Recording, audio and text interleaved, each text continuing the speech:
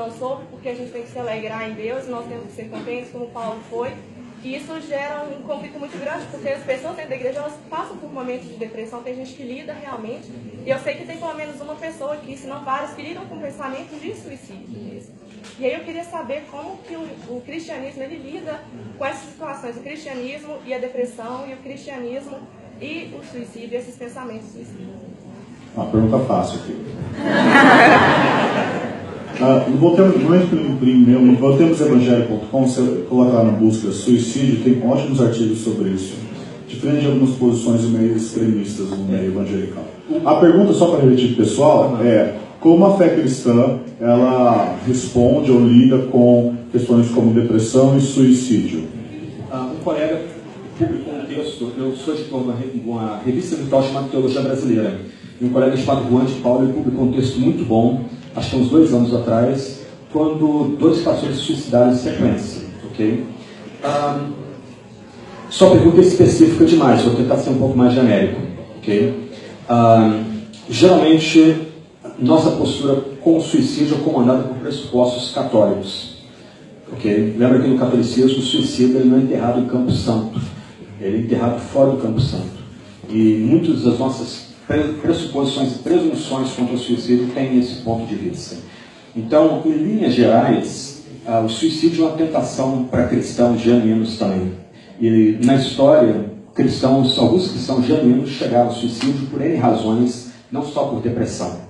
Por exemplo, na Segunda Guerra Mundial, um major-general alemão chamado Henning von Treschkov, ele estava envolvido num plano para matar Hitler, e o plano deu errado, e rapidamente todas as pessoas envolvidas, pelo menos os principais oficiais envolvidos naquele plano para matar Hitler, que eram ou luteranos ou católicos, foram presos. Ele estava no fronte russo, e ele sabia que se ele fosse torturado, ele entregaria vários outros colegas dele.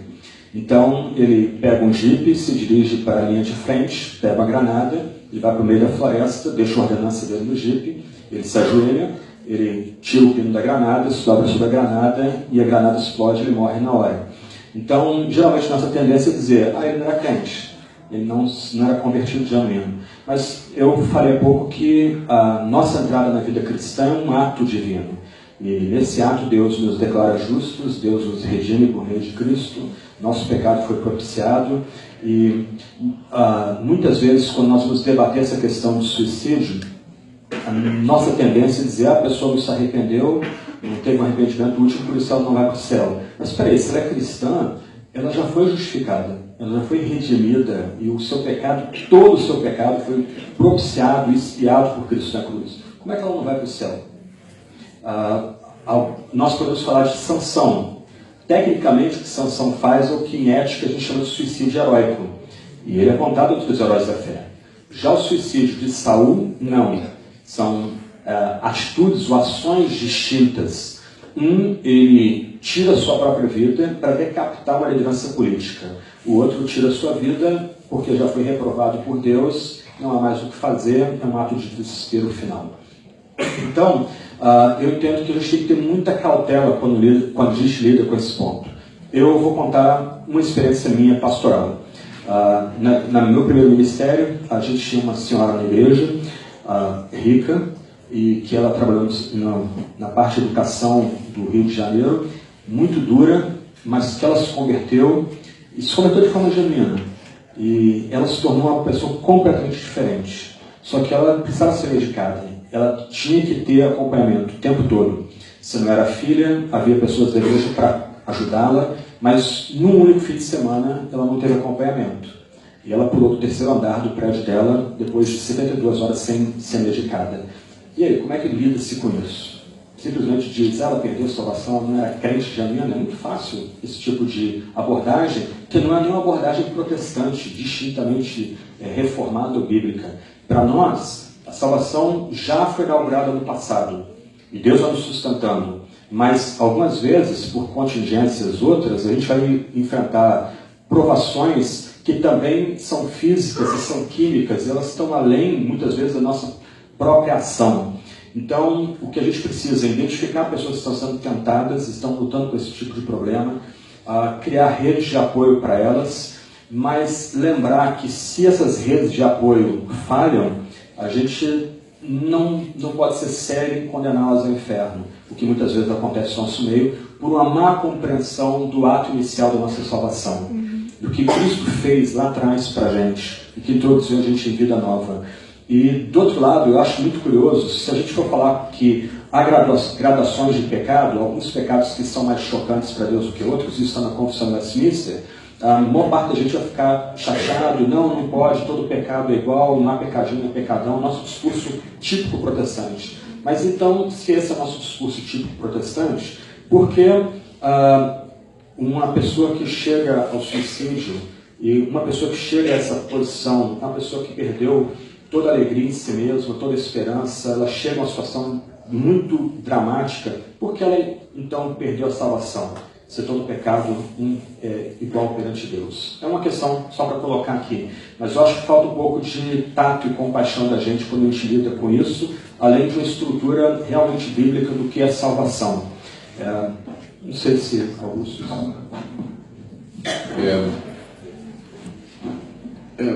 Eu acho que todos nós temos que concordar que suicídio nunca deveria ser a saída. E que se Deus proíbe que nós... É um dos pecados proibidos no mandamento não matarás. Interpretado pela Confissão de Fé de Westminster, ele diz que esse pecado proíbe que a gente não somente tire a vida dos outros, mas que tire a nossa própria. Então, o suicídio, ele seria pecado. Né? É pecado, o suicídio. Todavia, ele não é o pecado sem perdão. O único pecado sem perdão que tem na Bíblia é a blasfêmia contra o Espírito Santo.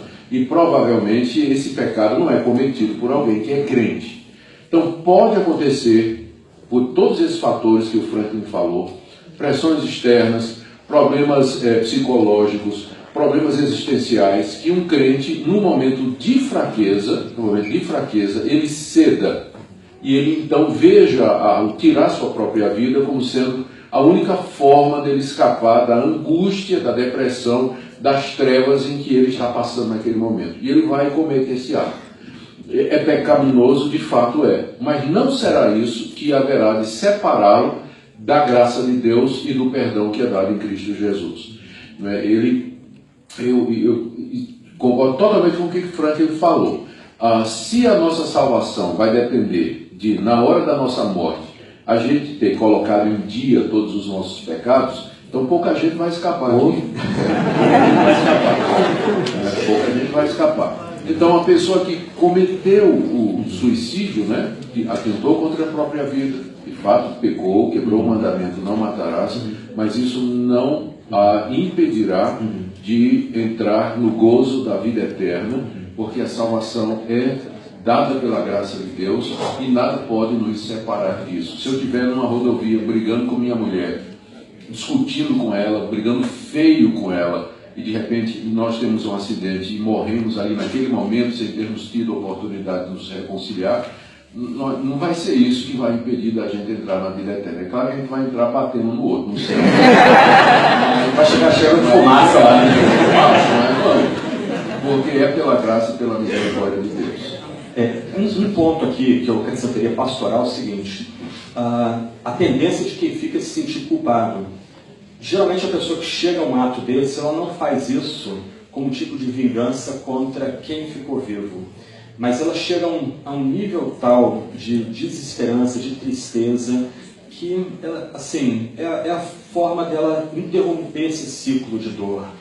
Mas infelizmente quem fica vivo tem que ajuntar os cacos. E também nós falhamos quando nossa igreja, além de não ter um olhar compassivo para essa situação, a gente não tem uma rede de apoio para apoiar aqueles parentes que ficam, que têm que carregar sequelas, onde nós erramos, podíamos ter feito diferente. E para mim, esse é o conforto da soberania divina. Que mesmo em situações duras como essa, talvez daqui a algum tempo Deus esteja usando você para ajudar pessoas nessa mesma situação a remediar e retornar a uma situação, talvez que ela possa tomar uma posição parecida com o que o seu irmão fez. E Paulo fala isso em 2 Coríntios, né, que Deus leva a gente a situações duras para a gente ser ministrado e aprender como ministrar outras pessoas. Quem sabe Deus não ajuda você a ter um ministério nessa área, mas não se sinta culpada. infelizmente não tem como programar isso, antecipar isso, infelizmente. Às vezes uma única brecha numa rede de apoio leva pessoas a essa situação. E aqui, deixa eu deixar claro, eu vejo gente assim, infelizmente a mentalidade, sendo franco com vocês, muito boba. Você dizer isso, você vai abrir possibilidade para outras pessoas fazerem isso. Não tem nada a ver. A questão é ser claro, é botar as cartas na mesa. Nós não somos católicos. A gente não fica atualizando o perdão dos pecados momento após momento. Não, nossos pecados já foram perdoados em Cristo. Lembra de Miqueias, nossos pecados foram lançados mais profundo do abismo, eles não suscitam mais ira em Deus porque eles foram propiciados. Ponto, acabou. O que a gente tem que saber com essas informações é como lidar com casos assim. Chama compassiva, misericordiosa, bondosa. Ponto. Vocês querem?